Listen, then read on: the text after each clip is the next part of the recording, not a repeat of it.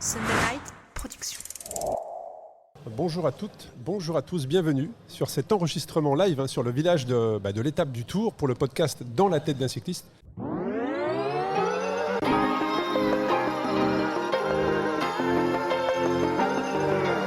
Bienvenue sur le podcast Dans la tête d'un cycliste, l'émission dédiée à tous les passionnés de vélo sous toutes ses formes. Chaque semaine, Arnaud Manzanini part à la rencontre de celles et ceux qui font le cyclisme pour nous inspirer et nous aider à nous améliorer.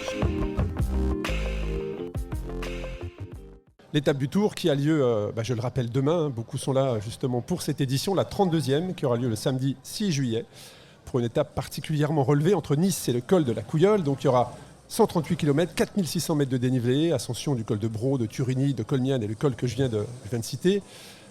Cet épisode, l'objectif justement, c'est de faire sauter avec vous tous les freins, tous les leviers, tous les verrous concernant le cyclisme féminin.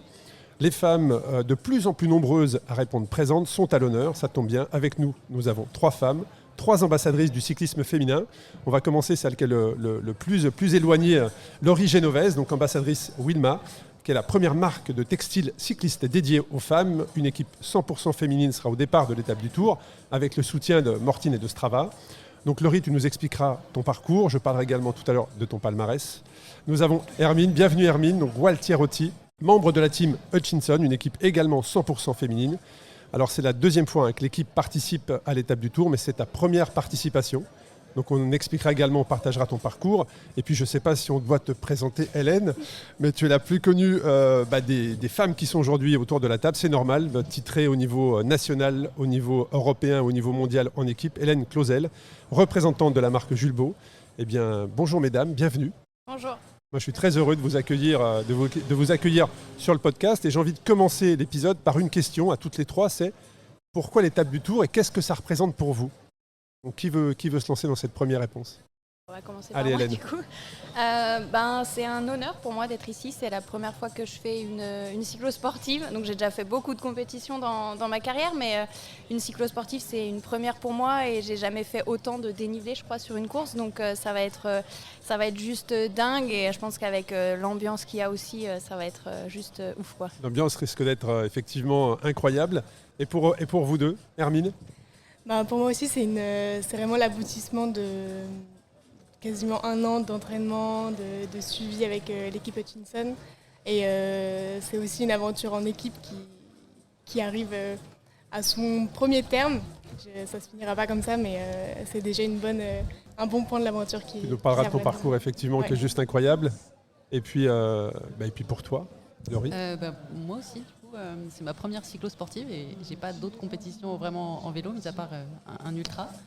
Donc un peu d'appréhension parce qu'il y a aussi énormément de monde sur cette course. Mais par contre, je pense que ça va vraiment être juste une belle expérience et aussi un peu d'appréhension sur le dénivelé, comme tout le monde, je crois. Comme tout le monde, je crois, effectivement. J'ai une petite question pour vous, mais aussi pour les personnes qui sont face à nous, les auditeurs, auditrices. Est-ce que vous savez combien de femmes sont inscrites aujourd'hui sur l'étape du Tour de demain ? Voilà, je vous laisse un petit peu réfléchir, je vais vous donner la réponse. Mais est-ce que vous savez combien de femmes sont inscrites ? Est-ce que vous savez le pourcentage qu'elles représentent justement dans la totalité des inscrits ? Eh bien, il y a 1052 femmes qui seront au départ et ça représente ce groupe, 7% du nombre d'inscrits. Donc c'est en perpétuelle évolution, mais pas assez, très clairement. Il y a donc 1052 femmes, 48% ce sont des femmes étrangères et 52%, donc une communauté française, sont au départ pour la première fois, comme toutes les 3, je dirais, c'est 62%. Donc il y a 62% des femmes demain qui prendront le départ. C'est la première expérience sur l'étape du Tour, une moyenne d'âge qui est plus faible que celle des hommes, 39 ans la moyenne d'âge pour les femmes, alors que versus 43 ans pour les hommes. Et là, la plus âgée et la plus jeune, là aussi c'est toujours intéressant, pratiquer le vélo, c'est de quel âge à quel âge ? Eh bien ça va de 19 ans pour la plus jeune femme qui sera au départ, à 70 ans pour la plus âgée. Donc un grand bravo à toutes les deux pour l'audace de se lancer. Donc c'est vrai que cette édition, il y a aussi une exclusivité, c'est celle des SAS, dans 4 SAS. Alors j'ai vu 4 et 5 SAS, mais en tout cas il y aura des SAS où il y aura justement des référentes, des femmes qui seront identifiées, ce qui veut dire que pour la première fois il y a des femmes qui pourront partir en groupe ensemble, ce qui est un des premiers freins. On parlera tout à l'heure des freins, des idées reçues, c'est le fait de rouler seul. Donc là justement il y a le fait de rouler à plusieurs qui vont permettre justement d'avoir cette belle médaille autour du cou une fois la ligne d'arrivée franchie. Et puis on va commencer à rentrer un petit peu plus dans le détail de cet épisode. On va commencer par toi, Hélène, la plus expérimentée. J'ai dit plusieurs titres en France. Tu es la championne de France cyclocross élite sortante, à 2 reprises d'ailleurs, c'est un doublé. Tu es licenciée à l'UVC 3. Parle-nous de ton parcours, Hélène. Tu as commencé le cyclisme à l'âge de 8 ans. Moi, ce qui m'intéresse, c'est de savoir justement depuis tes débuts jusqu'à aujourd'hui, comment tu as vu le cyclisme féminin évoluer et quelles barrières tu as vu se lever. Ouais, c'est sûr que moi j'ai commencé très jeune, j'ai commencé à 8 ans grâce à ma sœur et à mon papa. Donc voilà, nous on est 2 filles dans la famille à faire vraiment du cyclisme à haut niveau. Donc c'est sûr que au départ quand j'ai commencé, on n'était pas très nombreuses. À 8 ans, il y en a. On l'a toujours dit et on le dit encore beaucoup que le cyclisme est un sport d'hommes. Du coup, moi, c'est sûr que dans ma jeunesse, on n'était pas très nombreuses. On était un groupe de 3-4, mais c'était pas énorme et c'était assez fou parce qu'au final, plus on est jeune et au final, moi, je faisais partie des meilleurs, même avec les garçons. Avec les garçons. Donc du coup, c'était assez drôle et ils aimaient pas se faire battre par des filles, donc c'était encore plus marrant. Et après, voilà, ça a évolué et puis après, je me suis retrouvée au niveau national et là, forcément, c'est vachement plus intéressant parce qu'on se retrouve à être une trentaine, quarantaine sur une ligne de départ en Coupe de France de VTT, donc c'est vraiment chouette. Et au final, on se fait des amis partout dans la France, mais c'est sûr que on n'était quand même pas énorme au final sur les lignes de départ chez les femmes. Et au final, on se rend compte que dans toutes les filles qui étaient avec moi en Coupe de France, au final, maintenant, à mon âge, à 26 ans, on n'est plus tant que ça des filles qui étaient avec moi quand on était cadette et junior. Donc finalement, je suis un peu la rescapée, on va dire, de ma génération. Mais voilà, c'est sûr que ça a évolué et ça évolue beaucoup et c'est vraiment chouette. On n'est pas encore au même niveau et égalé que les hommes, mais j'ai vraiment vu une évolution depuis que j'ai 8 ans, quoi, maintenant. Et ça veut dire quoi ? Ça veut dire qu'aujourd'hui, il y a plus d'infrastructures, il y a plus de clubs ou de communautés pour justement que les femmes puissent rouler en toute sécurité ? Ouais, après, dans les clubs, moi en tout cas, dans le club où je suis, on n'est quand même vraiment pas encore beaucoup, mais voilà, je me rends compte que au final, mon papa organise des sorties avec les jeunes du club le mercredi. Moi, je peux pas toujours être là, mais au final, c'est assez ouf parce que il y a plus de filles que de garçons dans le groupe. Et ça me fait à chaque fois quand j'y vais, ça me fait énormément plaisir parce que au final, les filles, elles tirent les garçons vers le haut dans notre club et ça, c'est ouf, quoi. Et moi, je trouve ça juste génial. Et puis, c'est sûr que maintenant, je trouve que moi, de plus en plus, dans les équipes où je vais, j'ai de plus en plus de poids. Parce qu'on m'écoute de plus en plus et ça c'est vraiment chouette et je pense qu'il y a quelques années de ça au final on nous écoutait pas et moi dans l'équipe où j'étais en cyclocross on était plus de filles que de garçons et donc c'est là que c'est chouette et au final on était vraiment en masse donc c'était bien. C'est vrai qu'il y a 62% des personnes, il y a un panel qui a été interrogé, qui pensent que l'évolution du cyclisme féminin passera par la médiatisation. Alors justement, quand on voit sa sœur, puisque ta sœur est professionnelle et a fait le Tour des femmes 2022, quand on voit cette nouvelle programmation où maintenant on peut suivre des grandes courses, des monuments du cyclisme, mais que ça soit chez les femmes mais aussi chez les hommes, qu'est-ce que ça fait ? Quand on fait du vélo comme toi depuis 8 ans. Moi, quand j'ai vu qu'il y avait le Tour de France Femmes qui arrivait, je pense que je n'étais pas la plus heureuse, mais j'étais l'une des plus heureuses parce que c'est un événement planétaire. Tout le monde connaît le Tour de France et quand maintenant on sait que les femmes ont de nouveau un Tour de France, c'est vraiment chouette. Après, voilà, il manque encore un peu de médiatisation là-dessus, ça c'est sûr. Toute l'étape n'est pas retransmise alors qu'elle est quand même quand même plus courte que celle des hommes, donc tout pourrait être retransmis.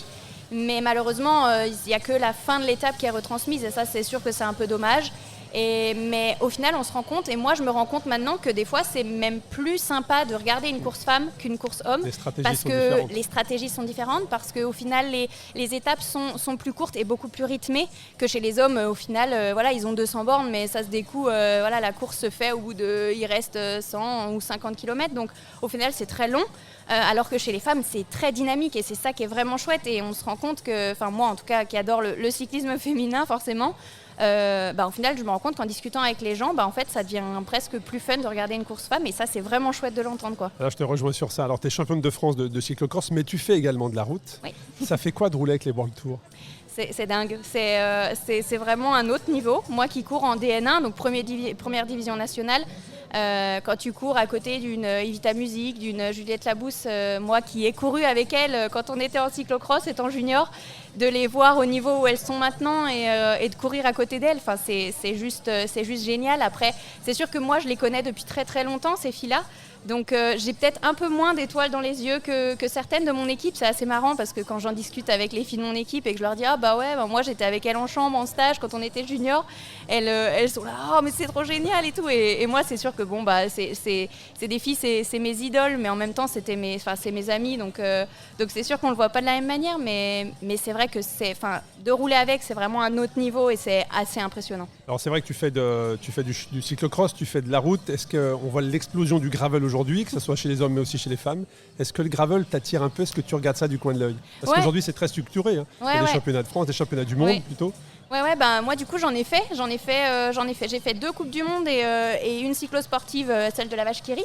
Et c'est vraiment dur. C'est vraiment en coupe du monde, c'est vraiment impressionnant le niveau et ça roule tellement à une vitesse folle. Mais moi, je me sers vraiment du final du gravel pour progresser encore plus en cyclocross parce que faire 4h30 à plus de 32 moyenne sur des chemins blancs, c'est pas évident. mais c'est vraiment chouette et franchement, moi, j'ai vraiment aimé cette discipline. Et au final, ça fait énormément progresser et c'est une autre ambiance. C'est vraiment, je pense, un peu la même ambiance qu'en cyclosportive. Et c'est vraiment moins prise de tête que nous, par exemple, sur les Coupes du Monde de cyclocross où au final, c'est vraiment plus les gens sont là pour vraiment se faire plaisir. Mais par contre, quand ça roule vite, ça roule vraiment vite. Alors effectivement, tu l'as dit, tu as fait du vélo avec les garçons au début, que tu venais justement battre sur la ligne d'arrivée. Quelle est la remarque la plus marquante que l'on ait pu te faire, la plus sexiste? On est là pour lever les freins, casser un peu les tabous.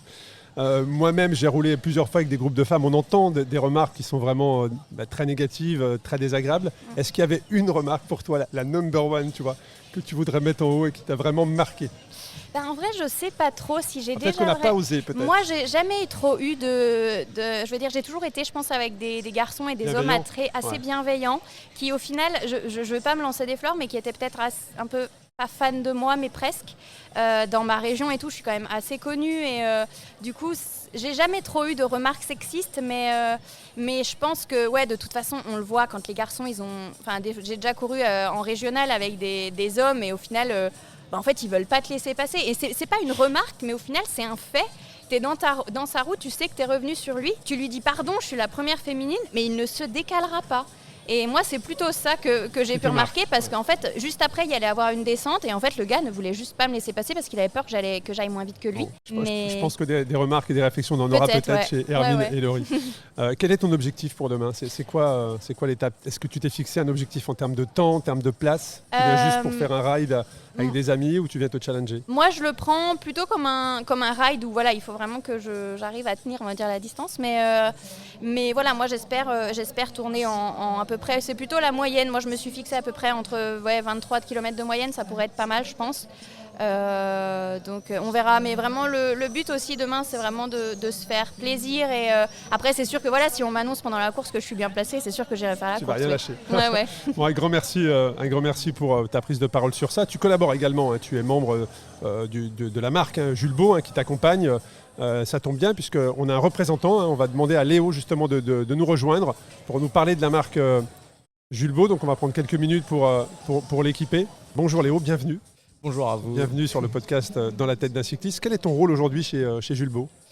Aujourd'hui, chez Julbo, donc je m'occupe du développement des produits et en particulier de la gamme de casques de vélo. Donc c'est tout nouveau pour Julbo, mais ça fait 3 ans que Julbo planche sur le sujet et donc j'ai repris depuis maintenant 2 ans toute cette partie-là. Et est-ce que tu peux nous présenter peut-être la marque et surtout son histoire? Oui, Julbo, c'est une entreprise jurassienne qui est déjà toujours implantée dans le Jura d'ailleurs. Et à l'origine, c'est une marque, et c'est toujours le cas, qui fabrique des lunettes de sport. On voit parfaitement bien d'ailleurs, je précise. On voit parfaitement bien. Je te vois parfaitement bien. Et donc à la base, c'était des lunettes de glacier qui ont été créées aux alentours de 1870, si je ne dis pas de bêtises. Et puis la marque s'est mise à faire des lunettes de sport un peu plus typées, on va dire, pour des sports comme le trail, enfin toutes les activités qui sont devenues plus ou moins à la mode. Et puis ensuite, la marque a gagné en maturité, on va dire.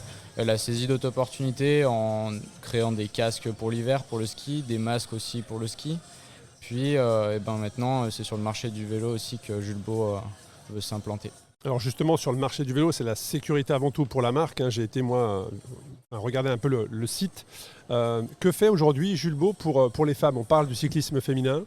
Aujourd'hui, vous accompagnez Hélène dans son développement. Que fait la marque pour le cyclisme féminin aujourd'hui? Si on parle, on va dire, du développement des casques, Oui, tout à fait.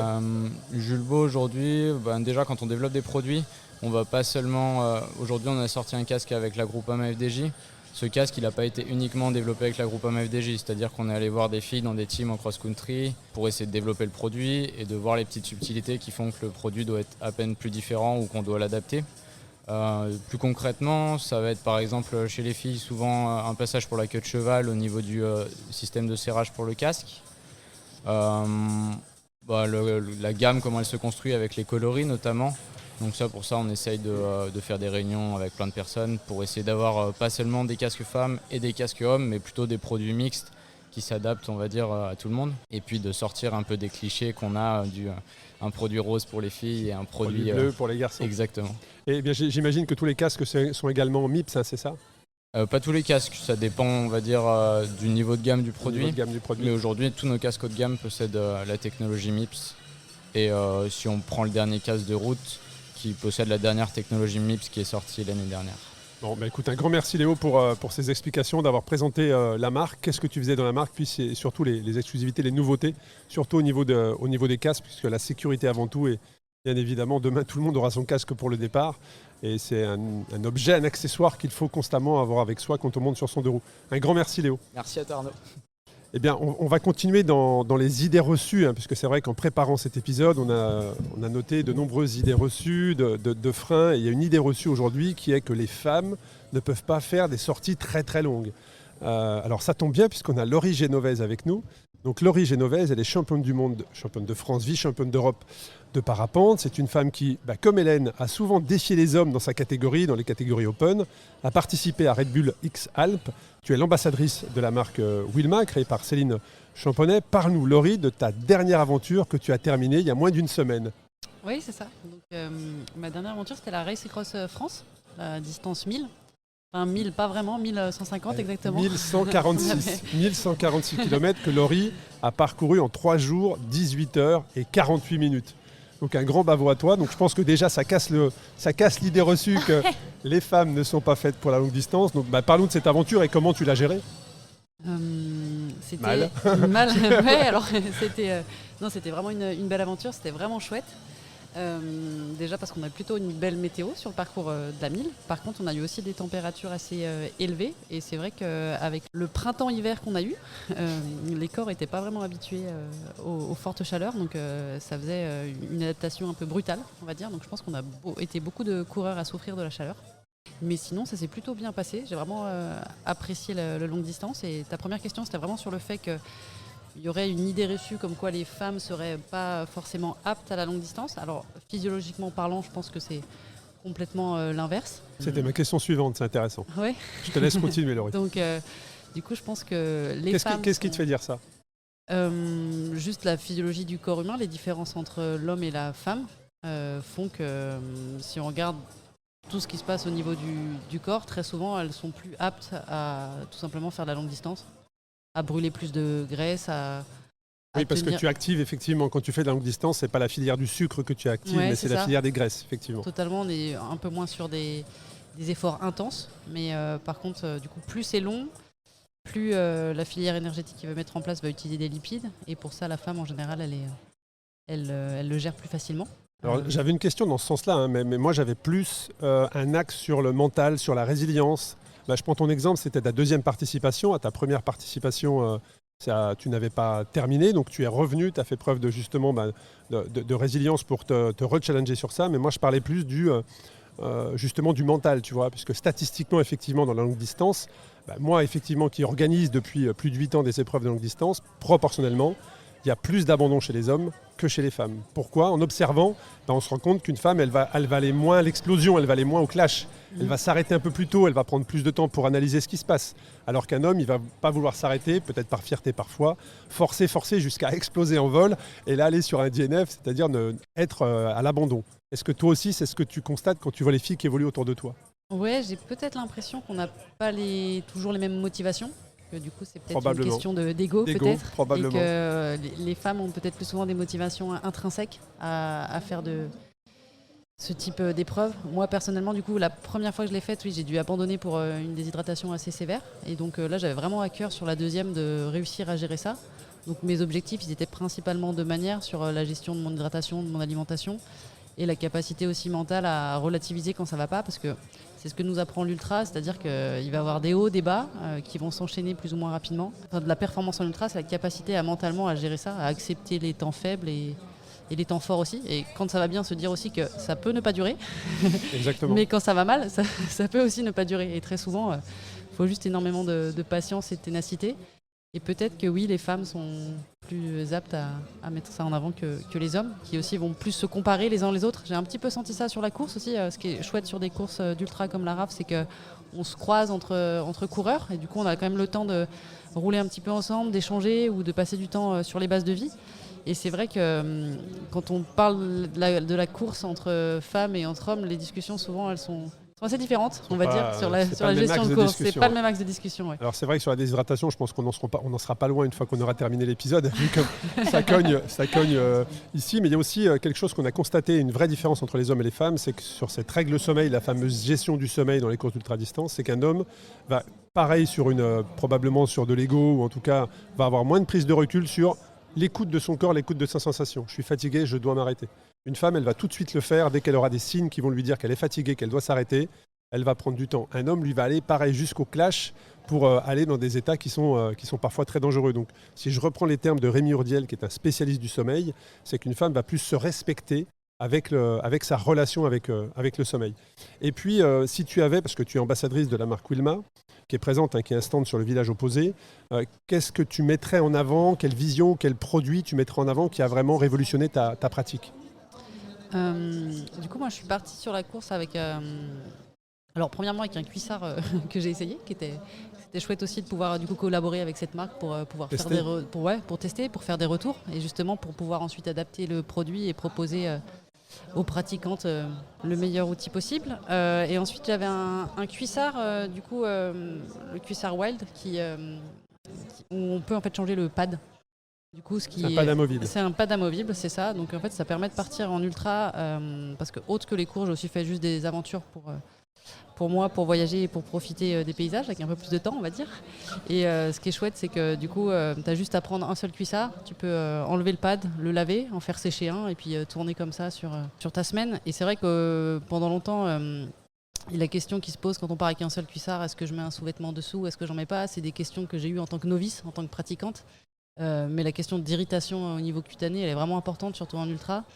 Et donc d'avoir vraiment l'outil adapté pour pouvoir justement être complètement à l'aise avec ça et se dire que quand même en termes d'hygiène, on arrive à conserver quelque chose d'agréable sur toute la course, parce qu'il faut dire que je pense qu'on pue un petit peu à la fin de 4 jours de course comme ça. Disons que parfois, certains, on les sent avant de les voir, tu vois.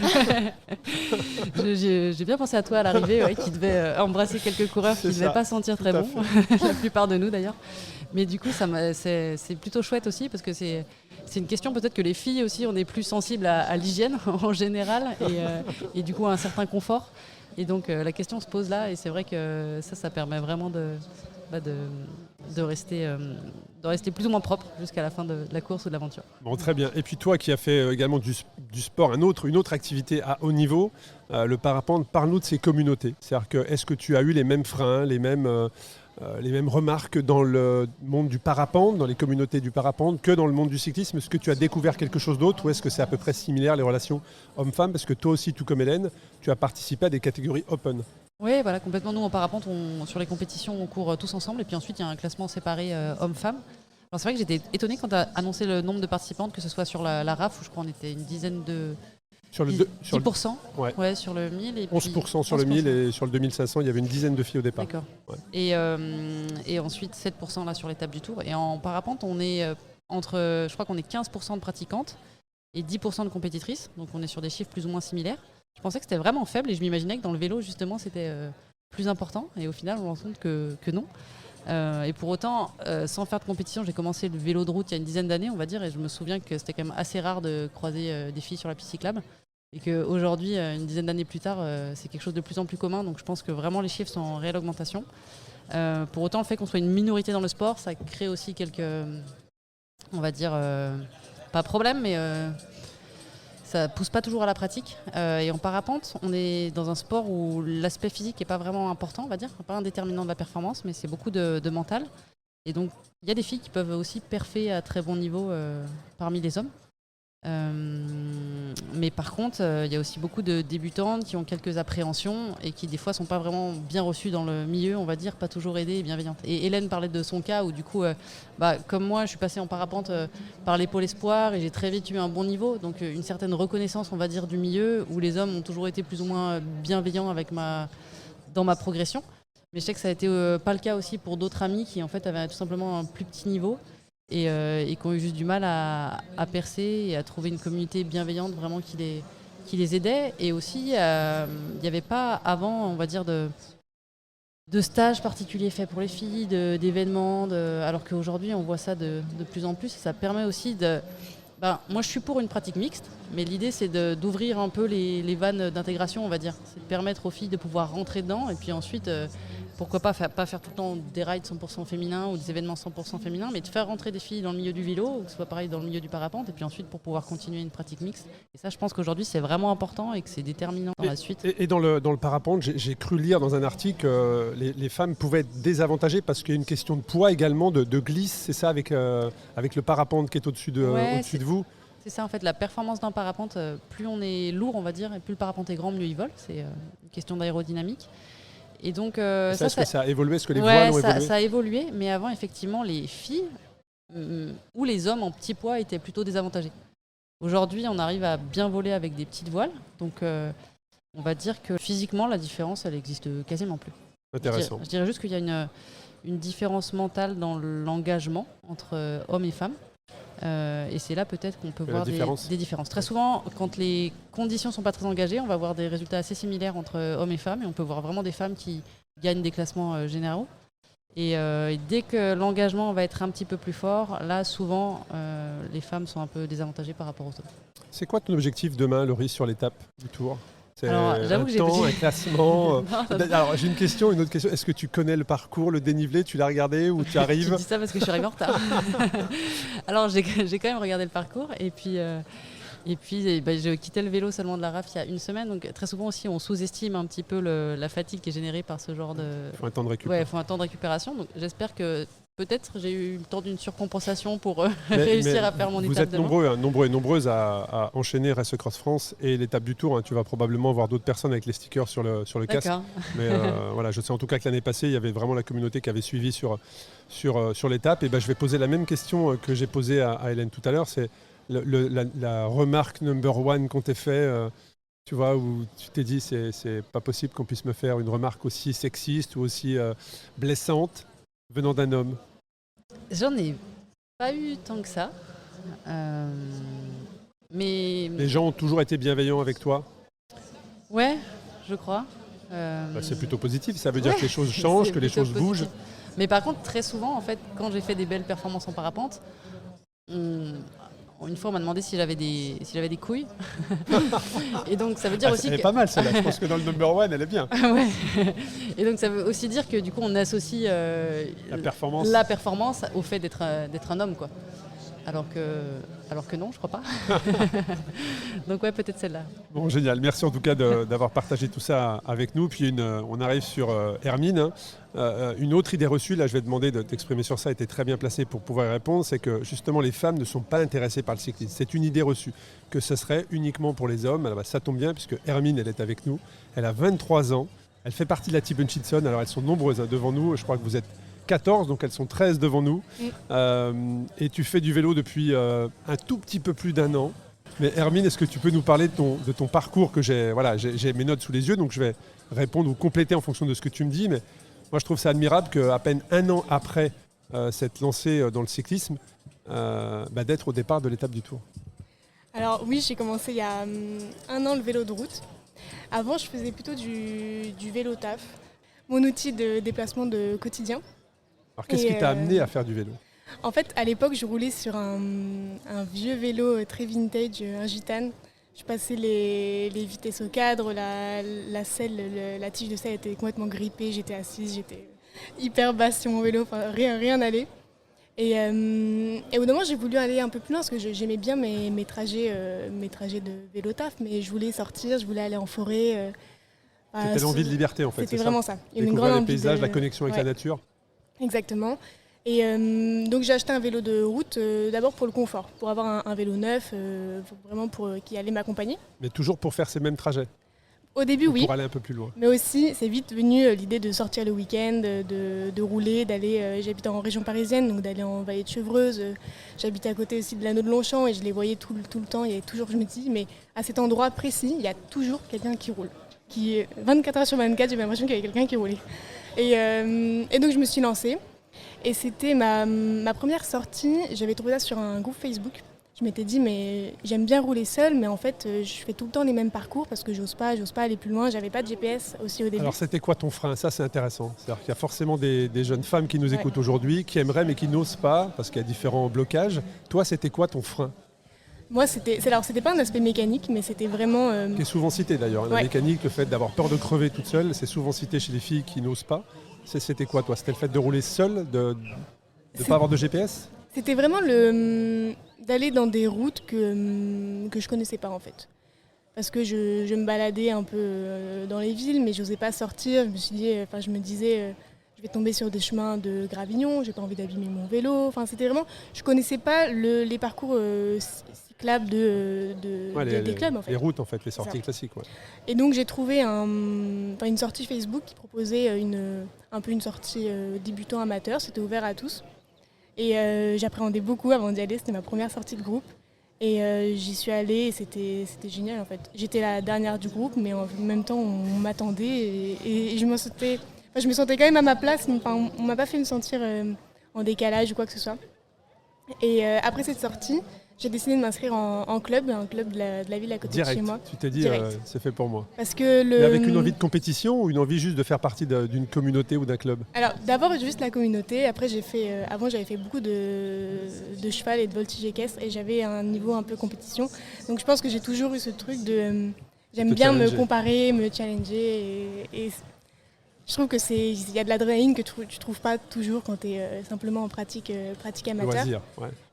Mais avec mon club, c'était club cyclotouriste en fait. On sortait le dimanche et c'était super bien. Et j'ai roulé tout l'été, je trouvais ça génial. Et l'année dernière, à cette même date, j'entends parler de l'équipe Hutchinson qui accompagne des filles de tout niveau jusqu'à l'étape du Tour. Et je me dis, mais c'est quoi cette aventure? Ça a l'air génial, quoi. C'est un cadeau tout plein. C'est fait pour moi. C'est fait pour moi, mais en même temps, quand je vois ma candidature, je me dis, j'y crois pas tellement. Je viens d'acheter mon vélo il y a 3 mois, voilà, je sais pas. Est-ce Et que, je me dis, justement, sur l'achat du vélo, est-ce que le 9 juin 2023, qui est la date à laquelle tu achètes ton vélo, est un virage pour toi? C'est un virage surtout que j'avais hésité. Je m'étais toujours dit non, mais je l'achèterai plus tard. À un moment donné, je suis rentrée un soir et j'ai dit non, mais on va pas attendre, en fait, on va le prendre ce vélo et ce sera maintenant. Et donc je l'achète et c'est la meilleure décision que j'ai faite depuis en fait. Et 1 an plus tard, le 9 juin 2024, où est-ce que tu étais? J'étais en train de faire le Granon avec quelques filles et des copains de l'équipe. Est-ce que tu as repensé à ce moment-là? Tu t'es dit, mais il y a 1 an, j'ai acheté mon vélo, là je suis dans l'école Bien sûr, des Alpes. Bien sûr. C'est incroyable la progression.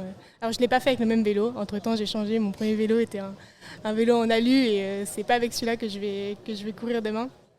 Mais c'était la progression grâce à l'équipe, c'est incroyable. Bon, c'est intéressant. Tu nous parles également comment tu peux même répondre maintenant, justement. Hein. Donc tu as été sélectionné avec l'équipe Hutchinson pour participer à cette étape du Tour. Et une fois que tu reçois cette réponse, comment ça se passe d'ailleurs? Comment on t'a amené à être prête pour demain, justement, à te lancer sur 138 km? Alors, c'était un long parcours. En fait, ce qu'il faut savoir, c'est que quand je suis inscrite donc dans l'équipe en octobre l'année dernière, disons que j'ai pas la santé de mes ambitions, parce que depuis à peu près le lycée, j'ai un peu un rapport compliqué avec l'alimentation. Il y a une période dans ma vie où c'était mon estime de moi-même, c'était vraiment en fonction du poids de la balance. Et plus il était petit, mieux c'était. Et donc je sais que quand j'intègre cette équipe-là, je vais avoir progressé sur ce niveau-là et sur le niveau sportif aussi. Et le rapport que tu as à l'alimentation. Surtout ça. Et alors comment ça, est-ce que ça a été un changement radical pour toi ou est-ce que ça a été step by step? Step by step. Je pense que dans ces situations-là, c'est progressif, c'est tellement ancré en soi des fois qu'il faut y aller petit à petit. Mais excuse-moi, je creuse un peu, mais ce qui veut dire que lors de certains rides, tu as fait des hippos, où tu t'es rendu compte que l'alimentation, c'était ton carburant? Exactement.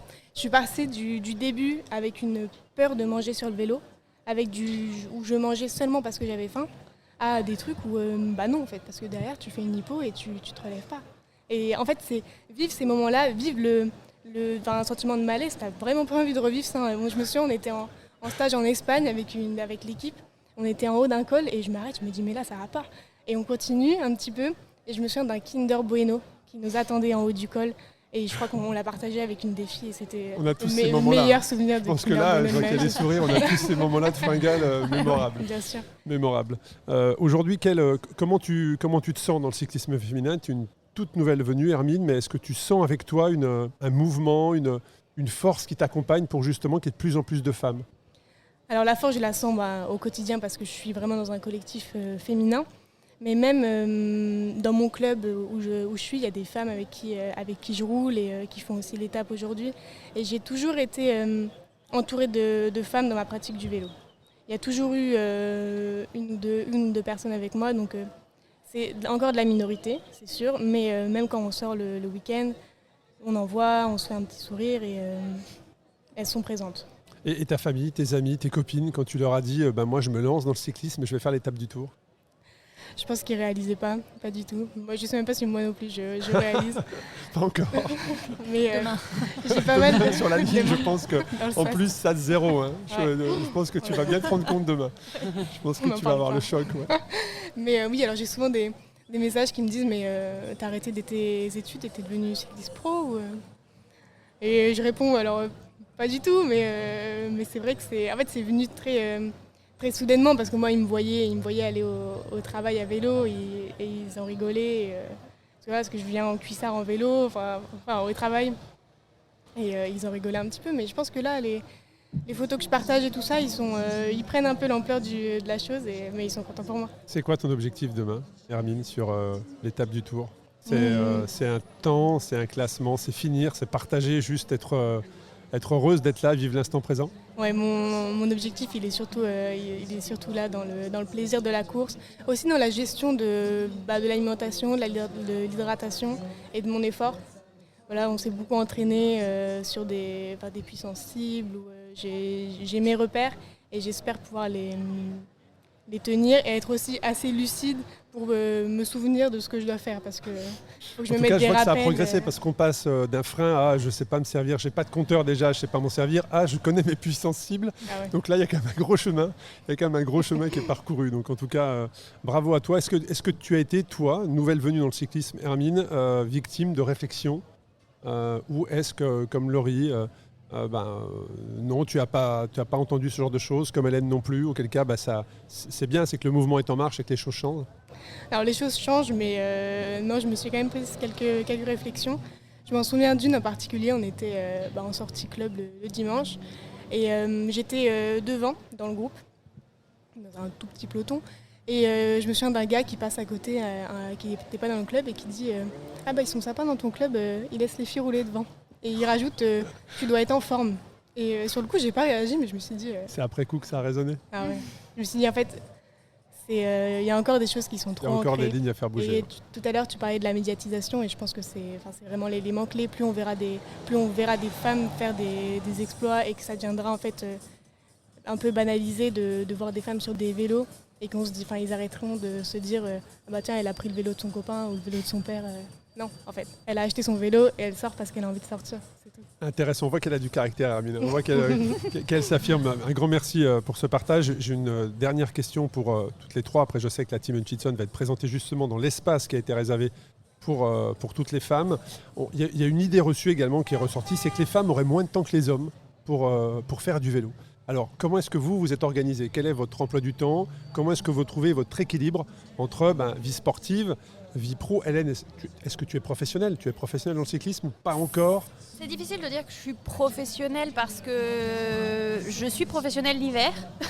mais l'été, là, en ce moment, je travaille à mi-temps vers chez moi dans une petite épicerie. Donc, Alors, comment justement tu équilibres pour rester performante? Parce que quand on est championne de France en titre, quand on a des titres de championne du monde et d'Europe en équipe, on est compétitrice, on a envie de garder un niveau. Donc, comment est-ce que tu trouves cet équilibre? Après moi j'ai toujours ça fait que 4 ans que je faisais vraiment que du vélo, même l'été, et là j'ai repris un petit travail l'été, mais voilà, j'ai toujours eu, même avec les études, c'est un rythme. J'ai été en pôle quand j'étais plus jeune, donc c'est vraiment en fait il faut savoir s'organiser, il faut savoir être organisé, et mes journées généralement sont millimétrées, c'est-à-dire que je me lève, je vais m'entraîner, j'ai 3 heures de temps pour m'entraîner, je sais que je vais rentrer à 11h30, qu'à midi et demi il faut que je sois partie pour aller bosser, donc je sais que j'ai 1 heure pour faire tout ce que j'ai à faire chez moi, manger et me doucher et partir. Donc beaucoup d'anticipation. C'est ça, en fait mon début de semaine, puisque je travaille que le début de la semaine pour pouvoir avoir la fin de semaine vraiment focus sur les compétitions le week-end, du coup en fait mes semaines se ressemblent beaucoup, mais surtout le début de semaine, mais tout est millimétré, il n'y a pas beaucoup de temps à l'improvisation. Alors ça m'amène à une autre question, c'est la charge mentale, parce que ce que tu dis là, tout est millimétré, avec beaucoup d'anticipation ça passe, mais ça génère quand même un certain stress. Si je crève 2 fois, comment je rentre en termes de logistique? C'est ça. Est-ce que tu es accompagné mentalement par quelqu'un pour prendre du recul et de la hauteur sur justement tout ce que tu as à gérer? J'ai été suivie, et je suis toujours suivie par un psychologue pour parler de ça. Mais c'est sûr que quand j'étais à la fac, c'était très dur. J'avais beaucoup de mal à concilier les deux. Donc c'est pour ça que j'ai fait mes études en plusieurs années. Donc j'ai mis 7 ans à avoir un bac plus... j'ai mis 5 ans à avoir un bac plus 3. Donc je sais pas. Les années sont dédoublées. C'est ça. Et c'était beaucoup plus facile pour moi à gérer. Donc c'était déjà très très bien. J'ai eu de la chance d'être très bien entourée par le pôle et tout, pour être vraiment bien structurée et savoir gérer mon temps. Mais c'est sûr que maintenant, à 26 ans, je suis pas âgée, c'est pas le mot, mais je veux dire, j'ai pris beaucoup de recul, et en fait, je sais que maintenant, l'hiver, pour moi, c'est le plus important.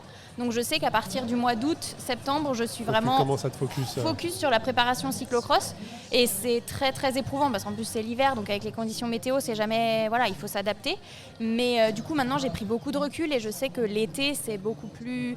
je suis beaucoup plus tranquille, beaucoup plus zen par rapport à ça, c'est-à-dire que, je veux dire, si... Pas le stress d'un résultat. C'est ça. En fait, forcément, je suis très compétitive toujours, mais très compétitrice. Mais je sais que si mon entraîneur il m'a mis 2h30 avec des intensités, que j'ai réussi à faire les intensités, mais que j'ai pas réussi à faire 2h30, mais plutôt 2 heures ou 1h30, tant pis, c'est comme ça, c'est pas grave.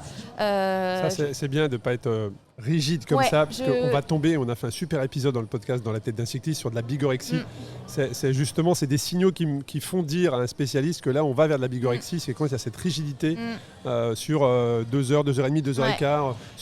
Tu fais une sortie, tu as 49 km alors que tu devais faire 50, tu vas refaire le tour de ton pâté de maison pour faire 50. Voilà, c'est ces petites astuces-là. Mais du coup, moi je prends beaucoup plus de recul maintenant avec l'expérience sur ma période estivale, parce que je sais que ça me fait du bien aussi d'aller manger un soir une pizza avec des copains, et de me dire j'ai fait que 2 heures de vélo, j'ai pas fait mes 2h30, tant pis, c'est pas grave, et au pire des cas, je ferai une demi-heure peut-être de plus le lendemain s'il fait meilleur, si la météo se prête plus, et puis voilà. Et je pense que c'est important dans notre carrière de cycliste d'avoir ces moments-là où on appuie un peu sur le bouton pause de temps en temps, parce que c'est tellement dur, c'est tellement une exigence, on est tellement centré sur la nutrition, sur la récupération, sur le sommeil, sur les heures d'entraînement, sur si tu as réussi à tenir tes zones à PMA, Et en fait, c'est tellement anxiogène qu'on est obligé d'avoir ces moments un peu de pause. Et moi, comme ma saison, c'est l'hiver, moi, du coup, c'est l'été où j'appuie un peu plus sur le bouton pause. Et même si,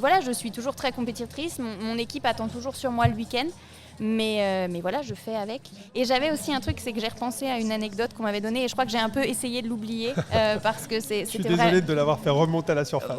Mais c'est justement, c'est ça qui est très intéressant, c'est qu'en final, le cerveau oublie les moments moins bon. Et moi, je me rappelle du coup qu'une fois, on m'avait quand même sorti que mon titre de championne de France ne valait pas un titre élite homme. Bien sûr. Et ça fait mal quand on l'entend, même si... Tu as bien fait de l'oublier, Ouais, de mettre très loin. Non, mais j'ai travaillé sur moi pour l'oublier cette phrase, mais voilà, mais ouais, ça fait mal de l'entendre et c'est vrai qu'au final, on me l'a dit, mais Hélène, c'est la réalité des choses, c'est médiatiquement parlant, ton titre ne vaut pas celui d'un élite homme et ça fait vraiment mal, quoi, mais... Voilà, après on essaye de l'oublier et puis ça va un peu mieux, mais voilà. Merci pour ce partage. D'ailleurs, on avait fait, c'est une idée reçue également, l'égalité homme-femme. On avait fait un très très bel épisode sur le podcast Dans la tête d'un cycliste avec un spécialiste de l'INSEP et qui nous expliquait effectivement pourquoi une femme et un homme, il y avait 10% d'écart, que ce soit sur la puissance. Alors une femme peut battre un homme, mais à niveau égal, effectivement, on retrouve ces 10%. Donc je vous invite à aller écouter l'épisode, c'est très très intéressant. Et pour toi, Hermine, comment tu trouves ton équilibre entre la préparation de l'étape du Tour, tes activités personnelles, professionnelles? Comment tu as trouvé cet équilibre cette année? Alors au début c'était aussi un peu compliqué parce que je débutais et j'avais l'impression que si je loupais un entraînement, j'allais être à la ramasse. Enfin, pour moi j'avais par rapport aux autres filles de l'équipe déjà tellement à rattraper et à prouver ma place exactement. Et donc je ne devais pas louper un entraînement, je devais faire ci, ça. Et en fait avec un peu de recul, c'est pas grave d'en louper un. Enfin, je veux dire, on a tous une vie à côté. On peut pas. Déjà j'avais l'impression de manger, boire, dormir, vélo. Ma famille à côté c'était un peu ça. Et prendre un peu de recul et se dire que ça fait partie, la récupération ça fait partie du programme et il faut pas passer Exactement, tu as tout à fait raison, la récup fait partie du programme. Et pour toi Laurie, toi qui pars faire 5 jours de vélo à travers la France et traverser les Pyrénées. Oui, alors c'est sûr que c'est un métier un petit peu adaptable. Comment tu arrives à trouver cet équilibre? Surtout quand on n'est pas pro là-dedans. Mais non, faut avoir un métier qui le permet, et puis une famille aussi qui le permet. Donc je pense aussi, on est toutes plutôt jeunes, peut-être moi un peu moins, mais du coup on n'est pas maman. Et après, la question aussi se pose pour les femmes qui ont une réelle famille et qui ont besoin du coup de s'organiser, qui ont une charge mentale encore supplémentaire. Donc j'ai envie de dire ça reste à soit les études, le métier et puis le sport. Mais c'est vrai que pour le coup ça demande quand même une belle organisation pour pouvoir justement caler tous ces entraînements. Et c'est vrai que ça vient aussi avec l'expérience. Comme disait Hélène, il y a des trucs où au début on est vraiment ciblé dessus à dire vraiment il faut que je fasse mes entraînements comme ça, à telle intensité, à telle durée. Et puis des fois on se rend compte qu'avec un petit peu plus de laxité on va dire sur la planification, on arrive à mieux vivre mentalement cette charge mentale. Et du coup c'est vrai que c'est un équilibre à trouver et pour ça je pense qu'il faut aussi d'expérience, passer par essai-erreur pour réussir à trouver ce qui nous convient. Mais pour le coup oui, ça demande aussi un peu d'organisation. Merci pour ce partage. On arrive sur la dernière question et sur la fin de l'épisode, puisqu'on va devoir libérer Hermine justement du team. Et quel message souhaitez-vous faire passer aujourd'hui à toutes les femmes qui n'osent pas, à toutes les jeunes filles qui débutent et à toutes les petites filles qui regardent le Tour des femmes, justement le Tour de France féminin, en disant à ses parents, un jour, moi je serai sur le Tour. Si vous aviez un mot à leur adresser, ça serait quoi? Qui se lance? Moi je dirais que ce serait de ne pas attendre en fait. Il y aura toujours le premier coup de pédale? Ouais. Parce que c'est trop simple de se dire non mais dans un an, dans un mois je prendrai mon vélo et quoi que ce soit. Non, faites-le maintenant parce que on peut passer à côté de pas mal de choses en un an et j'en suis la preuve. La preuve. Ouais. Merci Hermine. Laurie, je vois que tu veux te lancer, je te sens prête. Non mais juste oui, dans la même idée qu'Hermine, allez-y en fait. Il y a pas de... En fait la question elle ne devrait même pas se poser, il n'y a pas de barrière à se mettre si on a envie de commencer un sport dont le vélo. C'est pas parce qu'on est une femme en fait que pour moi il y a aucun souci, il faut juste se lancer et du coup un souhait c'est que on est à 7%, 7% c'est bien mais c'est encore pas assez. Du coup j'espère que chaque année il y aura de plus en plus de femmes. Merci. Hélène? Ouais c'est se faire plaisir, c'est-à-dire que voilà on a l'impression que le vélo c'est vraiment fait qu'en fait moi j'ai toujours été dans la compétition donc mais en fait il n'y a pas que la compétition et j'ai l'impression que quand les gens parlent de sport c'est toujours compétition et au final non, en fait, il faut juste y aller, se faire plaisir. Exactement. Et demain, ça va être, je pense, le maître mot un peu de tout le monde et de profiter des paysages parce que ce qui est génial en vélo, c'est qu'on peut voir plus de paysages qu'à pied. Exactement. Parce qu'on se déplace plus vite et juste, c'est un pur kiff. Donc, juste, allez-y, foncez. Même toute seule, enfin, je veux dire, on s'en fout, quoi. Faut arrêter et puis voilà, c'est juste du kiff. Un grand merci à toutes les trois. Moi, j'ai juste envie de vous dire que vous êtes de formidables porte-drapeaux justement du cyclisme féminin, mais aussi à travers les marques qui vous soutiennent. Un grand merci à toutes. Le meilleur pour demain. Je vous souhaite le meilleur. Après, on suivra, les résultats. Merci également au public, aux fidèles auditrices et auditeurs. Et puis, je vous donne rendez-vous très prochainement pour un nouvel épisode du podcast Dans la tête d'un cycliste, que ce soit sur la santé, la mécanique, mais aussi le coaching. Et pourquoi pas, on pourrait se retrouver sur un stage en 2025 à Calpe. Un grand merci à vous et rendez-vous sur le site déjà. Et puis à très bientôt. Merci. Merci beaucoup. Merci à toi.